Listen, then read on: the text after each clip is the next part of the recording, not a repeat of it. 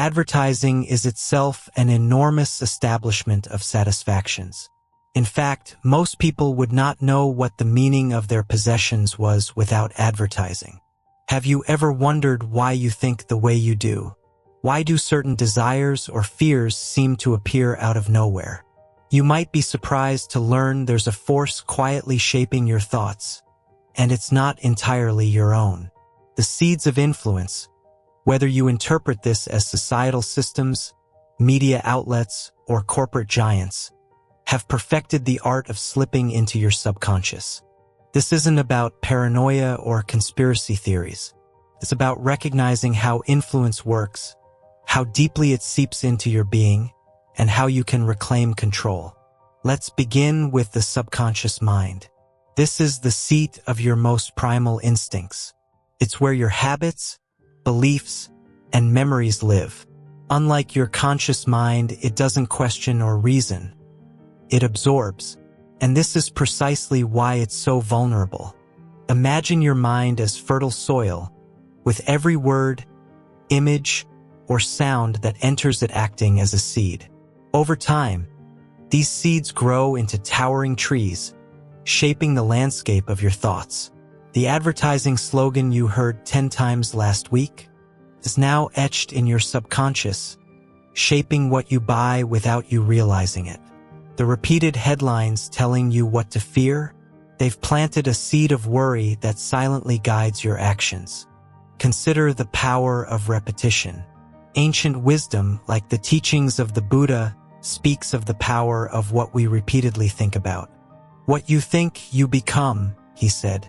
The modern world has weaponized this truth. The more you're exposed to certain ideas, the more they define your inner world. The Trojan horse of familiarity. They know that your subconscious craves the familiar. That's why patterns and rhythms are used to bypass your conscious defenses. A catchy jingle in an ad doesn't just make you hum. It imprints a message deep within. A well-timed headline on your favorite social media platform doesn't just inform. It shapes your worldview. Even cultural narratives, stories about success, beauty, or happiness, slip in this way. Who decided what living your best life looks like? Who decided what success means or how it should feel? Often it wasn't you. These ideas were presented to you over and over, wrapped in relatable stories and trusted voices, until they became your own. Politicians, in particular, have long understood the power of storytelling as a tool for social manipulation. They frame narratives that play on our deepest hopes and fears, convincing us that their vision of the future is the one we must follow. Through repetition, emotion, and authority, these ideas become embedded in our collective consciousness. A politician's success isn't just in their policies. It's in their ability to tell a story that aligns with what we're already primed to believe or what they want us to internalize. The tale becomes so familiar, so trusted, that it feels like our own truth. They, whether you think of them as corporations, media conglomerates, or unseen influencers, understand one critical truth. Your subconscious craves familiarity. This craving isn't weakness. It's survival. Your mind is designed to seek patterns because patterns are safe. They help you navigate an overwhelming world by making quick decisions based on what feels comfortable or recognizable. But this natural tendency is precisely what's exploited. Familiarity becomes the Trojan horse through which your defenses are bypassed, and new ideas, often beneficial to them, slip into your subconscious unnoticed. Long after you've turned off the TV or skipped the ad, the melody lingers, carrying with it a brand name or slogan. You might find yourself reaching for a product in the store, convinced it's the best choice, when in reality the choice wasn't yours at all. It was implanted. Then there's the power of social media.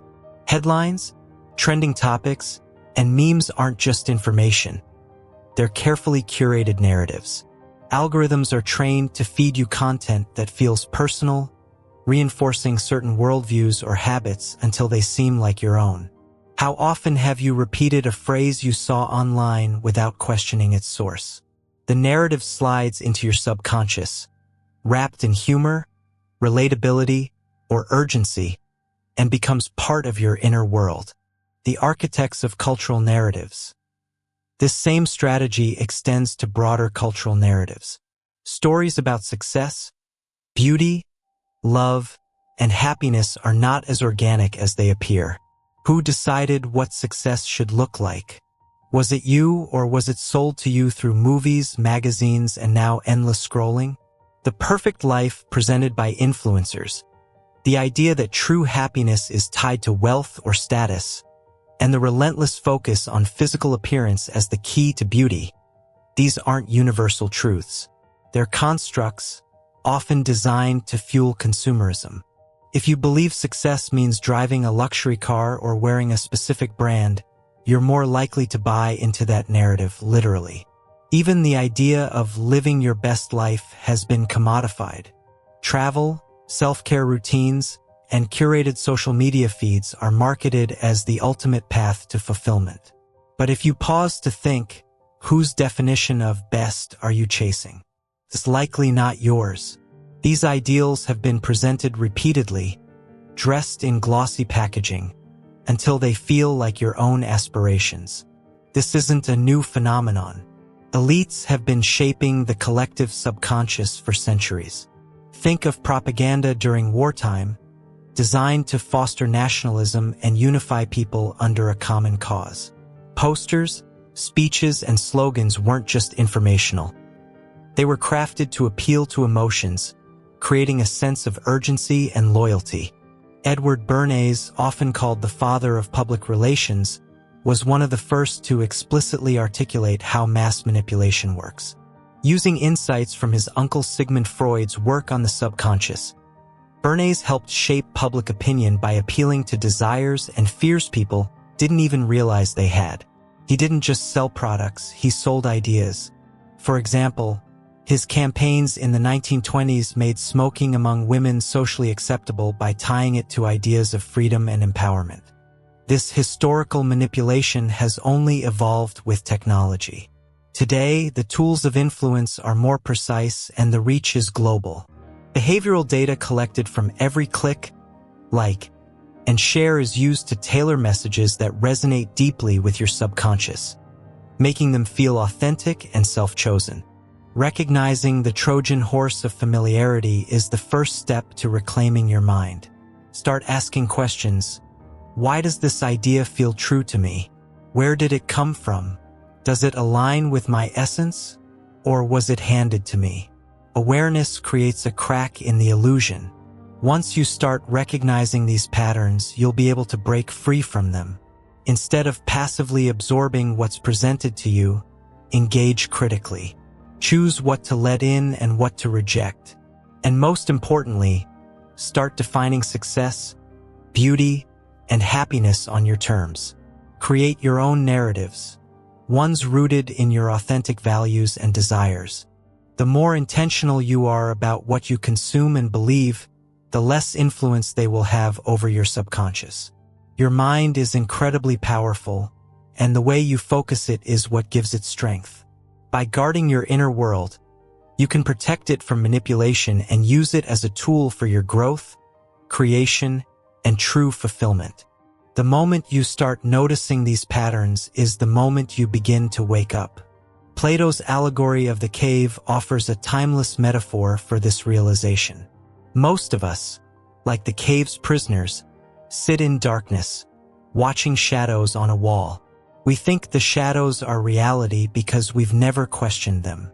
But what happens when someone turns around and sees the light? First, it's blinding. It's uncomfortable. But over time, it becomes liberating. To reclaim your mind, you must become the person who dares to turn around, to question the shadows, and see them for what they are. It's not easy, but it's necessary. The pull of emotional triggers. One of the easiest ways they access your subconscious is through your emotions. When you feel something deeply, fear, joy, anger, it creates a gateway to your subconscious. In this heightened state, your mind becomes more open to suggestion. This is why fear-based headlines, emotionally charged ads, and divisive content are so effective. Take a moment to reflect on how this has played out in your own life. Have you ever bought something on impulse, only to wonder later why you felt so compelled? Have you ever felt deeply upset about an issue, only to realize you were reacting to someone else's narrative? The stories you consume are shaping you, often more than you realize. Understanding this is the first step toward freedom. Despite this, it's entirely possible to protect your subconscious without shutting out the world. The key is discernment. What are you letting in? What are you exposing yourself to repeatedly? Just as you wouldn't eat spoiled food, you shouldn't allow toxic ideas to nourish your mind. Start observing what you consume and begin asking yourself why certain things resonate with you. Are they rooted in your authentic self, or are they echoes of someone else's agenda? Imagine your mind as a garden. Would you knowingly plant weeds? Would you water them, allowing them to grow wild until they choke the life out of your flowers? Of course not. Yet, every toxic idea, every negative influence we absorb acts like a weed. Without awareness, they grow unnoticed, shaping our thoughts and behaviors in ways we never intended. Start observing your daily habits. Notice what you consume, whether it's the news, social media, or even the conversations you engage in. Ask yourself why certain things resonate with you. Are they rooted in your authentic self, or are they merely echoes of someone else's agenda? This awareness is the first step in reclaiming your mind. This will allow you to reclaim the power of your mind, making it harder for them to access it. And when you begin to choose what influences you, you'll realize how much potential you truly have. The next step is learning to replace the unwanted seeds with your own, ones that align with your highest vision. The subtle power of words, breaking the spell. Language is far more than a tool for communication. It's a system of influence, a framework for shaping reality. Every word carries a frequency, a vibration that resonates with your subconscious. Once you see how deeply embedded these patterns are, you realize how words have been used not just to communicate, but to control. Take the word advertisement. Its Latin root, advertere, means to turn towards. An ad redirects your attention and, in some cases, influences your focus or desires, and more importantly, your energy. Every slogan, every image, every cleverly crafted tagline acts like a spell, subtly planting ideas into your subconscious. Over time, these spells grow into beliefs. What you need to buy, who you need to be, and what you need to strive for. Then there's the illusion of hard work. The language we use in contracts and agreements reveals how deeply these systems are designed to bind us. The word contract itself stems from Latin roots meaning to draw together or to pull into a con. Every time you click "I agree" on terms and conditions you didn't read, you're entering into a binding spell, one you might not fully understand. Legal language, with its precise and almost arcane phrasing, ensures you're not just signing an agreement but entering into a structure that favors the creators of the terms, not you. Hidden meanings in everyday words. This control extends into the words you use every day. The word government comes from the Latin gubernare, meaning to steer or to direct, and mens, meaning mind. It's not just a system of leadership, it's an open acknowledgement of mental control. The word authority holds a similar revelation. It stems from the author, the one who writes the story.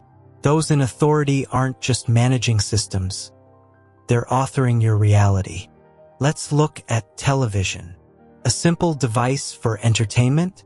Not quite. The word breaks down to tele, distant, and vision, sight. At its core, it's a tool to project a vision into your consciousness from afar. And the content you consume on television is aptly named programming. It's not just entertainment. It's a method of writing your mental script, shaping your perceptions and beliefs with each episode, commercial, or news broadcast. The word news seems innocent, but even it carries a hidden layer of influence. Think of it as an acronym: North, East, West, and South. It symbolically represents shaping your understanding of the world in all directions, feeding you curated narratives that often align with specific agendas. Consider the word mortgage. It comes from the Old French mort, death, and gage, pledge. A mortgage isn't just a loan. It's a lifelong commitment, a death pledge that ties your energy and freedom to a financial system for decades. Even pharmacy holds a deeper meaning. Its root lies in the Greek pharmaka, which, in ancient contexts, could have connections to potions or magical substances. While modern medicine undoubtedly saves lives, the etymology of the word reminds us of its profound influence over the body and mind, an influence that's often wielded by industries with their own agendas. These examples aren't just linguistic trivia. They're reminders of how language subtly shapes your thoughts, beliefs, and actions. Each word acts as a chain in a larger system, guiding you to think, feel, and behave in ways that align with the scripts you didn't write. The language you use daily, without thought, often reinforces limitation and struggle. Think about the phrases we say casually: "I'm under the weather," "I have to do this," "I can't afford that." These statements are more than descriptions. They're declarations. Saying, "I'm under the weather" implies being dominated by external forces, reinforcing a sense of helplessness. "I have to do this" removes your agency, framing you as a passive participant in your own life. "I can't afford that" cements scarcity as a mindset, ensuring that abundance feels perpetually out of reach. Every time you speak such words, you're reinforcing their energy in your subconscious, embedding them deep into your mental framework, reclaiming the power of words. But just as language can trap you, it can also set you free. Words are not inherently chains. They can also be keys. By shifting the language you use, you can begin to rewrite your mental programming. Instead of saying, "I'm under the weather," try, "I'm in the process of healing." Instead of, "I have to do this," say, "I choose to do this." Replace, "I can't afford that" with, "I'm working towards that." The shift might seem small, but its effects are profound. By consciously choosing your words, you align your mind with empowerment, possibility, and agency. You begin to take back the authorship of your story. They rely on your unconscious participation. The more passive you are with your language and thoughts, the easier it is for them to shape your reality. But awareness breaks the spell. Once you recognize the hidden meanings and intentions behind words, you can no longer be controlled by them. This isn't just about changing your vocabulary. It's about reclaiming your consciousness. It's about seeing through the illusions and taking back your power to define what's true for you. Each word you speak, think, and write becomes a declaration of the reality you choose to create. Jean-Paul Sartre and the freedom to choose. French philosopher Jean-Paul Sartre offers a powerful perspective that can illuminate this process. Sartre, a pioneer of existentialism, believed that we are radically free, even in a world filled with constraints. His famous assertion, "Man is condemned to be free," reflects the idea that we are always making choices, whether we realize it or not. Sartre's philosophy challenges us to take responsibility for those choices. In the context of protecting your subconscious, this means acknowledging that every piece of information you consume, every influence you accept, is a choice. While it might feel like certain forces, society, media, or others, are imposing ideas on you, Sartre reminds us that we have the power to reject them. To build a fortress for your mind, you must exercise this freedom consciously. It's about deciding what you will allow into your mental space and recognizing that this decision is yours alone. Protecting your subconscious doesn't mean isolating yourself from the world. It's not about fearfully avoiding everything that might challenge or discomfort you. Instead, it's about developing a strong inner filter. Think of your mind as a house. Would you leave the door wide open for anyone to walk in? Or would you install a sturdy door, one that allows you to welcome in the right people while keeping others out? This doesn't mean you should only surround yourself with what feels comfortable. Growth often comes from engaging with challenging ideas. But discernment means deciding how and when you engage. It means recognizing when something is enriching your mind versus when it's pulling you away from your essence. Finding strength in awareness. This process requires patience and courage. It's not easy to step back and critically examine the influences that have shaped your thinking. But it's one of the most empowering things you can do. As Sartre reminds us, with freedom comes responsibility. Taking responsibility for your mental landscape is an act of reclaiming your personal power. Over time, this practice of discernment will make your mind a fortress. They will find it much harder to access your subconscious because you'll no longer be passively absorbing the world around you. Instead, you'll be actively curating it. By protecting your mind and aligning it with your highest vision, you're not just safeguarding yourself. The highest vision is the purest expression of who you are and what you are capable of becoming. It represents the alignment of your thoughts, actions, and intentions with a purpose that transcends the mundane. By protecting your mind, guarding it against negativity, distraction, and self-doubt, you allow this vision to remain clear and untarnished.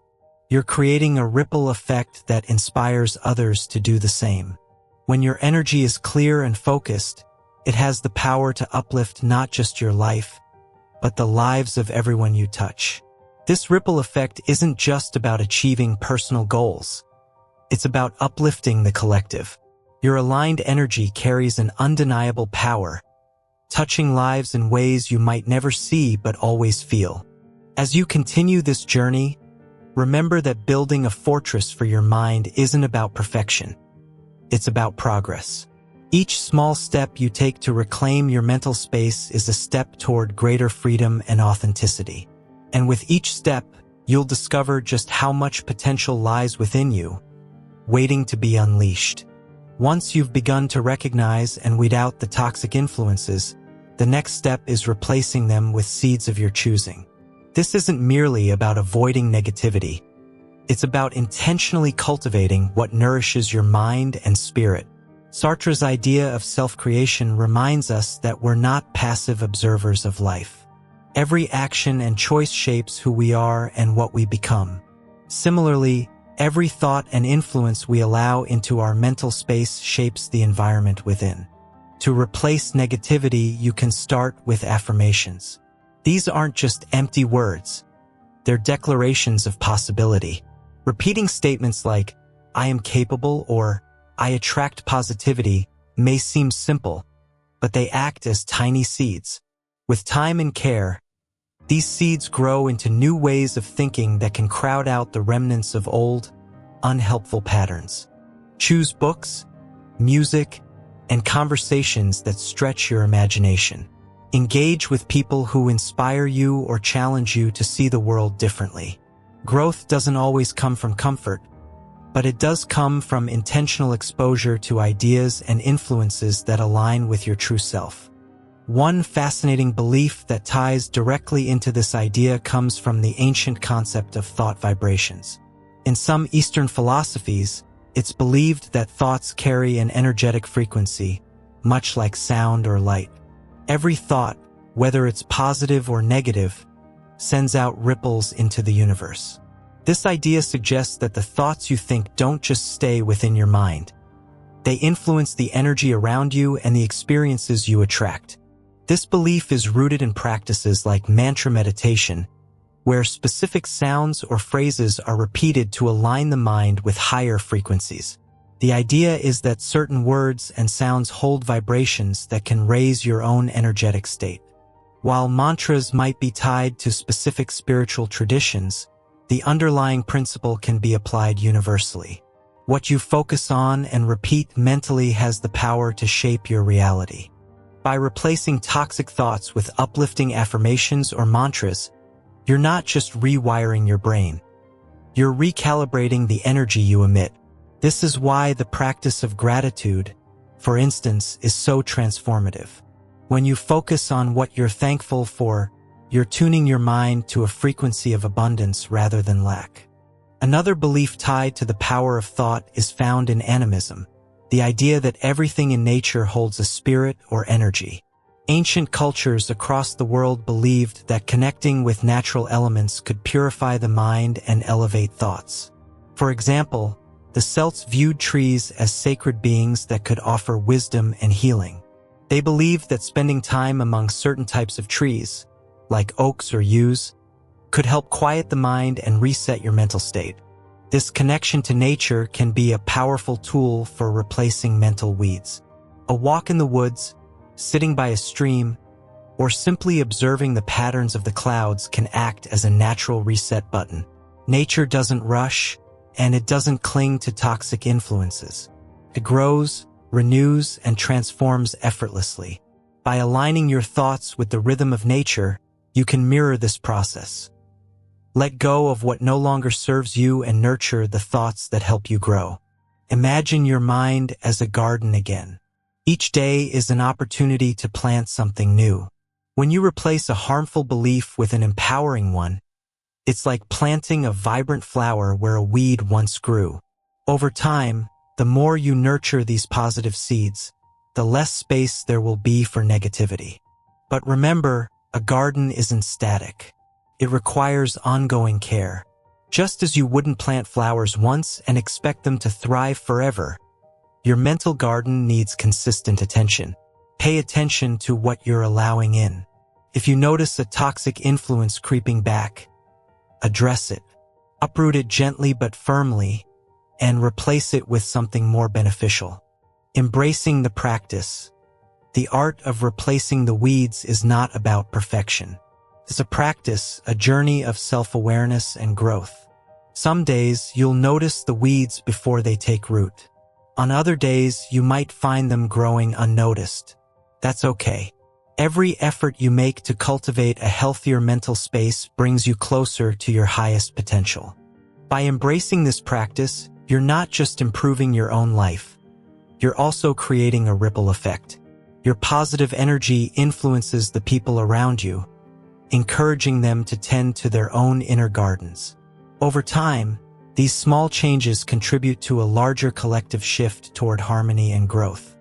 In this way, the ancient belief in thought vibrations comes full circle. Your thoughts are not isolated. They're part of a greater network of energy. By choosing to replace negativity with positivity, you're not just transforming your mind, you're transforming the world. So, what story will you write for yourself? Will you continue to follow the script handed to you, or will you author your own? By staying true to your highest vision, you cultivate not only personal growth but also a shared elevation of spirit, reminding everyone that they, too, can align with their purpose.